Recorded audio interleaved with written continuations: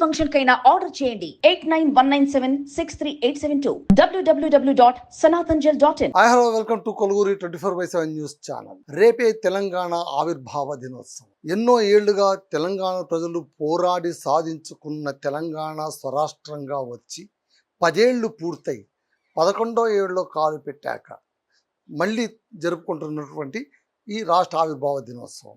So ఈ రాష్ట్రం ఆవిర్భావ దినోత్సవం నాడైనా సరే ప్రభుత్వం ఆర్భాటంగా చాలా కార్యక్రమాలు చేయొచ్చు. బహుశా రేపు ఆవిర్భావ దినోత్సవం సందర్భంగా ప్రభుత్వం ప్రజలకు, పేద ప్రజలకు ముఖ్యంగా ఎన్నో వరాలు ప్రకటించవచ్చు, ఇంద్రమ్మ ఇళ్ళు గురించి ప్రకటించవచ్చు. మొత్తానికి వాళ్ళకి ఏదో ఒక అజెండా ఉంది, సంక్షేమ అజెండా ఉంది. ఆ అజెండా ప్రకారం ముఖ్యమంత్రి గారు అవన్నీ ప్రకటించేస్తారు. అవన్నీ బాగానే ఉన్నాయి. అయితే రాష్ట్ర ప్రభుత్వం వ్యవహారం ఎలా ఉంది అంటే, బయట పల్లకి మూత ఉంది కానీ ఇంట్లో మాత్రం ఈగల మూత లాగానే ఉంది. కారణం ఏంటంటే అక్కడ డబ్బులు లేవని గగ్గోలు పెడుతున్నటువంటి సందర్భం. చాలా జాగ్రత్తగా గమనించండి. రాష్ట్రాన్ని పాలించేటువంటి మంత్రివర్యులే వాళ్ళే స్వయంగా చాలా సందర్భంలోన వాళ్ళతో వీళ్ళతో ఆఫ్ ది రికార్డుగా మాట్లాడుకుంటున్నది ఏంటంటే, అసలు డబ్బులే లేకుండా పోతున్నాయి. 2200 కోట్ల అంతరం ఉంటుందంట ఆదాయానికి రాబడికి మధ్య. గ్యాప్ వచ్చి 2200 కోట్లు ఉంటుంది. మళ్ళీ ఈ అంతరం తగ్గించాలి అంటే ఎట్లా తగ్గించాలి? కొత్త అప్పులు చేయాలి. మళ్ళీ ఇప్పుడు కొత్త అప్పులు చేయడంలోనూ ఆంధ్రప్రదేశ్కు పోటీ పడుతూ 4000 కోట్ల దాకా మళ్ళీ అప్పులు చేయడానికి ముందుకెళ్తోంది. సరే, అప్పులు చేయడం ఎప్పుడూ తప్పు కాదు. మీరు ఒక విషయం గుర్తుంచుకోండి, ఏ రాష్ట్రానికైనా అప్పులు అనేవి ఉండి తీరాలి. అభివృద్ధి ఎప్పుడు కూడా అప్పులతోనే ముడిపడి ఉంటుంది. అయితే ఆ అప్పు దేనికోసం చేస్తున్నారు, ఏ ప్రాతిపదికన చేస్తున్నారు, ఆ అప్పుల ద్వారా వారు సాధిస్తున్న ఆర్థిక ప్రగతి కానీ లేదా రాష్ట్ర సుస్థిరత ఏంటి, ఇది చాలా ముఖ్యం. అయితే మన దురదృష్టం ఏంటంటే, అప్పులు ఏవి తీసుకొచ్చినా కానీ అవన్నీ కూడా అదేదో అంటారు చూడండి, ఐరావతం, వైట్ ఎలిఫెంట్ అంటారు కదా. ఇప్పుడు సంక్షేమ పథకాలు అనేవి ప్రభుత్వం పాలిట వైట్ ఎలిఫెంట్లా మారిపోతున్నాయా? మరి ఒకవేళ వైట్ ఎలిఫెంట్లా మారిపోతున్నాయని పాలకులు అనుకుంటే ఎన్నికల సమయంలో అన్నేసి వాగ్దానాలు ఎందుకు చేయాలి? ఎవరు అడిగారు? ఇప్పుడు మంత్రులు ఏమంటున్నారంటే, పాత పథకాలేమో కొనసాగించాలి, వాటి ఏటిని తీసేయడానికి వీల్లేదు. రైతు బంధువులు తీసేస్తావా, లేకుంటే కనుక దళిత బంధు తీసేస్తావా? ఏ పథకాన్ని తీసేస్తావు? ఏ పథకాన్ని తీసేసినా కూడా జనాలకు సర్రమంటూ కోపం వచ్చేస్తుంది. అది అత్యంత సహజం. ఎందుకంటే నువ్వు ఏదో ఇస్తానని ఆశ చూపిన తర్వాత ఇవ్వాలి, లేదా చెప్పొద్దు, నేను ఫలానా ఇస్తానని చెప్పొద్దు. ఇక్కడ ఏమైపోయిందంటే, పాత సర్కారు అంటే బీఆర్ఎస్ ప్రభుత్వం, కేసీఆర్ ప్రభుత్వం దివాళా తీసిందని చెబుతూనే, అంతే కదా, కాంగ్రెస్ ప్రతిపక్షంలో ఉన్నప్పుడు ప్రతి సందర్భంలోనూ అది చెప్తున్న మాట ఏంటి? రాష్ట్రాన్ని దివాళా తీయించారు, అప్పుల కుప్పగా మార్చారు. ధనిక రాష్ట్రంగా విడిపోయినటువంటి తెలంగాణ ఇవాళ అప్పుల కుప్పగా మారిపోయింది అని వాపోయిన ఈ ప్రతిపక్ష పార్టీ హోదాలో ఉన్నటువంటి కాంగ్రెసే, ఒకప్పటి కాంగ్రెసే, మళ్ళీ అధికారంలో వచ్చాక అది మాత్రం ఏం చేస్తోంది? అది కూడా అదే దారి పట్టక తప్పట్లేదు కదా. అంటే ప్రతిపక్షంలో ఉన్నప్పుడు ఎవరు ఎన్నైనా మాటలు అనవచ్చు, కానీ పాలనా పగ్గాలు చేత పట్టుకున్నప్పుడు ఆ నొప్పెంటో తెలుస్తుంది అనడానికి ప్రస్తుత రాష్ట్ర పరిస్థితే కారణం. ఒకవేళ మనం ఈ మాట అన్నామనుకోండి, సర్కార్ ఇబ్బంది పడుతుందని మీకు ఎవరు చెప్పారు అని అంటారు. ఎవరు చెప్పక్కర్లేదు, పరిస్థితుల గురించి తెలిసిపోతాయి. ఎంతకాలమని మనం దాచుకోగలం చెప్పండి? ఎంతకాలమో మనం దాచుకోలేము. ఎక్కడో ఒక చోట విషయాలన్నీ బయటకు వచ్చేస్తూ ఉంటాయి. ఇక్కడ కూడా ఏంటంటే, మనకు అందుతున్నటువంటి విశ్వసనీయ సమాచారం ఏంటంటే, స్వయాన డిప్యూటీ ముఖ్యమంత్రి వారే మంత్రివర్గాలతో లేదా తనతో కలిసినటువంటి ఎమ్మెల్యేలతో ఆఫ్ ది రికార్డుగా చెప్తున్న మాట ఏంటంటే, రాష్ట్ర పరిస్థితి అంతగా బాగలేదయ్యా, ఆర్థికంగా బాగలేదు, మేము ఉన్న పథకాలకే డబ్బులు ఎలా ఖర్చు చేయాలా, ఎలా సర్దుకోవాలని మేము ఇబ్బంది పడుతున్నాం. ఇప్పుడు మళ్ళీ మీ నియోజకాభివృద్ధికి, రోడ్లు వేయడానికి లేదా మరొకదానికి డబ్బులు కావాలి అంటే ఇప్పట్లోన అది ఇబ్బంది అవుతుందేమో, కొద్దిగా మీరు ఓపిక పట్టండి అని సర్ది చెప్తున్నట్టుగా మనకు సమాచారం అందుతోంది. ఇందులో వాస్తవాలేవో అవాస్తవాలేవో కాసేపు పక్కన పెడితే ఒకటైతే నిజం కదా, నిప్పు లేనిదే పొగరాదు. అలాగే ఇక్కడ ఏదో ఒక ఇబ్బంది లేనిదే ఈ విషయాలన్నీ ఎందుకు బయటకు వస్తాయి? బయట దాకా ఎందుకు వస్తాయి? పోనీ యాంటీ మీడియా లేదా అధికార పక్షాన్ని చూసి కొంతమంది అదే పనిగా విష ప్రచారం చేస్తున్నారు అని అనుకుందాం. ఎంతవరకు విష ప్రచారం చేయగలరు? పాలన చూస్తే తెలిసిపోతుంది కదా. ఏది ఎలా ఉంది, ఎలా నడుస్తుంది, ఏంటి, ఏం కథ అనేది లెక్కపత్రాలు ఖచ్చితంగా తెలిసిపోతాయి. మీరు కేంద్ర ప్రభుత్వంతో చేసిన అప్పులు ఎవరికి తెలియకుండా పోతాయా? సో ఇప్పుడు కాగ్ నివేదిక ఉంది.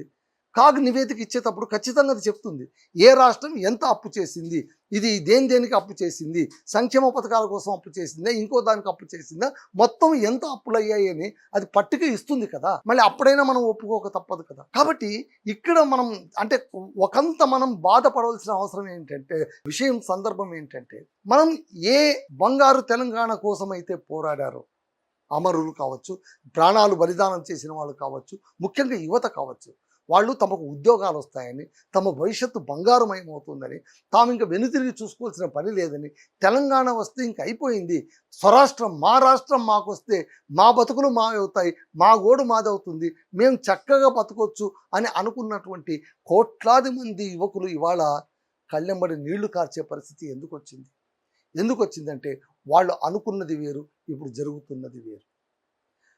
ఒకప్పుడు బీఆర్ఎస్ నాయకులు అన్నారు ప్రతి ఇంటికి ఒక ఉద్యోగం ఇస్తామని, మళ్ళీ ఎక్కడ వచ్చింది? సరే మాట వరుసకేదో అన్నాం అనుకోండి, అన్నంత మాత్రం అవుతుందా? మనం ఎంతవరకు సంక్షేమం చేసామో అది చూడాలి కదా అనుకున్నప్పుడు, మళ్ళీ అలాంటప్పుడు ఎవరు వచ్చినా కూడా ఇంతే అయినప్పుడు ఇంకా మళ్ళీ సొంత రాష్ట్రం సాధించుకుని ఏం ఫాయిదా? ఎవరికి ఫాయిదా? దేనికోసం మనం సంపాదించుకున్నాం? ఇది కదా ఇప్పుడు ఆత్మవిమర్శ ఎదురవుతున్నది. తెలంగాణ ఆవిర్భావ దినోత్సవం నాడు అందరికీ సంతోషం ఉంటుంది, ఎందుకంటే ఎన్నో ఏళ్లుగా 5 దశాబ్దాల కాలంగా నానుతున్నటువంటి ఒక సమస్యను పోరాడి పరిష్కరించుకున్నటువంటి ఒక శుభ సమయం అని మనం అనుకోవచ్చు. కానీ 10 ఏళ్ల పాటు ఈ ప్రస్థానాన్ని ఒకసారి వెనుదిరిగి చూసుకుంటే ఏం జరిగింది, మనం ఎక్కడ పోతున్నాం అనేది ఒక పెద్ద క్వశ్చన్ మార్క్గా వినిపిస్తుంది. ఈ అడుగులు ఎటువైపు పడుతూ ఉన్నాయి? దీన్ని కదా మనం అడ్రస్ చేయాల్సింది. కాబట్టి నాయకులు ఇప్పటికైనా సరే ఇప్పుడు అంటున్నారు పొదుపు చేయాలి ఏ విషయంగా పొదుపు చేయాలి, ఎవరు పొదుపు చేయాలి, ఎంతవరకు పొదుపు చేయాలి, ఇది కూడా ఆలోచించాలి కదా. ఒకవైపు ఏమో ప్రభుత్వం అనివార్యంగా సంక్షేమ కార్యక్రమాలు ప్రకటిస్తూనే ఉన్నారు. ఇప్పుడు ఉచిత ఆర్టీసీ బస్సు ప్రయాణం ఉంది. చాలామంది అంటున్నారు ఇది అంత అవసరం కాదు, దీనికంటే అవసరం ఉన్నవి చాలా ఉండేవి, వాటిని వద్దనుకొని దీన్ని మొదలు పెట్టారని. ఓకే, మంచిగా చెడుకో మొదలు పెట్టారు. మళ్ళీ ముఖ్యమంత్రి గారే అంటున్నారు ఏమని, ఉచిత ఆర్టీసీ బస్సు ప్రయాణం అనే స్కీమ్ మొదలు పెట్టినప్పటి నుంచి ఆర్టీసీ లాభాల బాటలో నడుస్తుంది అని అంటున్నారు. మరి అది నిజమే అబద్ధమో మళ్ళీ ఆర్టీసీ కార్మికులను అడగాలి, వాళ్ళు చెప్పాలి. మళ్ళీ అది లాభాల బాటలో నడిచేది కేవలం ఈ పథకం వల్ల అయితే, ఎప్పుడు ఈ పథకానికి సంబంధించినటువంటి డబ్బులు ప్రభుత్వం సక్రమంగా కార్పొరేషన్కు చెల్లిస్తున్నప్పుడు. సో ఇలా ఒక్కొక్క విషయం తీసుకున్నప్పుడు మనకు 100 ప్రశ్నలు తలెత్తుతూ ఉంటాయి. అలాగే ఇప్పుడు తెలంగాణ రాష్ట్రానికి సంబంధించి కూడా ఆవిర్భావ దినోత్సవం నాడైనా నేతలు ఒకంత నిజాయితీగా ఆత్మవిమర్శ చేసుకుంటే ఏం చేస్తున్నారు, తెలంగాణకు ఏం చేస్తున్నారు, అసలు తెలంగాణకు ఏమవుతుంది, బంగారు తెలంగాణ ఆల్రెడీ వచ్చేసిందా, లేదా ఆ బంగారు తెలంగాణ రావాలంటే మనం ఇంకా ఎన్ని అడుగులు వేయాలి, ఎంత దూరం నడవాలి, సుదూరంలోనైనా అది కనిపిస్తుందా? ఇది ఖచ్చితంగా ప్రజలకు చెప్పాల్సినటువంటి అవసరం వారిపైన అయితే ఉంది. మళ్ళీ ఈ విషయంగా ఎవరు నోరు మెదపరు మనకు తెలిసి. ఎందుకు అంటే ఎవరి స్వార్థం వారిది, ఎవరి ప్రయోజనం వారిది. వాళ్ళు గట్టెక్కేదాకా ఎన్ని మాటలైనా మాట్లాడతారు. మళ్ళీ ఆ మాటలు మనం ఎందుకు నమ్ముతామంటే మనకు వేరే గత్యంతరం లేదు. మనం ఏం చేస్తాం చెప్పండి? అసలే ఇబ్బందుల్లో ఉన్నాం, సమస్యలో ఉన్నాం, ఎవరో ఒకరు వస్తారు మీ సమస్యలన్నీ తీరుస్తామంటారు, పరిష్కరిస్తామంటారు. సరే ఈసారి ఈయనేదో పరిష్కరిస్తామంటున్నాడు కదా అని ఛాయిస్తో ఓట్లేస్తున్నాం కానీ చూస్ చేసుకోవట్లేదు. We are not choosing. అంటే పలానా వాడు వస్తే అయిపోయింది, ఇంకా వేరే వాడికి ఓటేయడం అనవసరం, వీడికి ఓటేస్తే చాలు అని ఓటేసిన సందర్భాలు ఎన్ని ఉన్నాయి చెప్పండి. పక్కవాడి మీద కోపంతో ఓటేస్తున్నాం, వాడేం చేయలేదు వీడేదో చేస్తాడని ఓటేస్తున్నాం. ఎప్పుడు కూడా ఓట్లు ఏంటంటే వాడికన్నా వీడు బాగేమో చూద్దాము అని ఒక ఆప్షన్తోనే మనం ముందుకెళ్తూ ఉన్నాం. అలాగే తెలంగాణలో కూడా ప్రభుత్వాలు మారుతున్నాయా చూడాలి. మరి కనీసం రేపటి రోజైనా తెలంగాణ ఆవిర్భావ దినోత్సవం రోజైనా మళ్ళీ ప్రభుత్వం ఏం చెబుతోంది, ఎలా అడ్రస్ చేస్తుంది? సరే విపక్షాలు ఇప్పుడు బీఆర్ఎస్ కావచ్చు, బీజేపీ కావచ్చు, వీళ్ళు ఏం మాట్లాడినా కూడా ఖచ్చితంగా కొట్టిపరేస్తారు. ఏంటంటే ప్రతిపక్షం ఎప్పుడు అలాగే మాట్లాడుతూ ఉంటుంది, దాన్ని మనం ఎందుకు పట్టించుకోవాలి? ఓకే, దాన్ని పట్టించుకోవద్దు, పక్కన పెట్టేసి మళ్ళీ మీ వాయిస్ ఏంటి, మీ అభిప్రాయం ఏంటి, మీరు ఎలా ముందుకు వెళ్ళాలనుకున్నారు? ఆల్రెడీ మీరు వచ్చి 2.5 ఏళ్ళు దాటిపోయాయి కదా, మళ్ళీ మీరు ఏం ప్రగతి సాధించారు, ఇంకేం ప్రగతి సాధించబోతున్నారు? ఈ ప్రోగ్రెస్ రిపోర్టు ఖచ్చితమైన గణాంకాలతో మీరు పెట్టగలిగితే అప్పుడు ప్రజలు మిమ్మల్ని హర్షిస్తారు. అంతే తప్ప మసిపూసి మారేడుకాయ చేసి మనం బాగా చేస్తున్నాం, అంతా బాగానే ఉంది, మీరు బాగున్నారు, నేను బాగున్నాను అనుకుని మీరు మురిసిపోవచ్చేమో కానీ ప్రజలు మాత్రం ఖచ్చితంగా కూలిపోతూనే ఉంటారు. అన్యాయం చేసిన వాళ్లకు కాల్చి కర్రు పెట్టడానికి సందర్భం కోసం ఎదురు చూస్తుంటారు. 5 ఏళ్లకోసారి ఆ సందర్భం గ్యారంటీ వస్తుంది. మీరు ఆ సందర్భం కొని తెచ్చుకోకుండా పాలకులు ఈ 2.5 ఏళ్ళైనా సరే రాజకీయాలు కాస్త పక్కన పెట్టి ప్రజల కోసం ఆలోచించాల్సిందిగా అందరూ సాక్షాత్ ప్రజలే కోరుకుంటున్నారు. అయ్యా బాబు, మా బాగోగులు చూడండి, మమ్మల్ని కాస్త పట్టించుకోండి, చూద్దాం ఏమవుతుంది. That's all.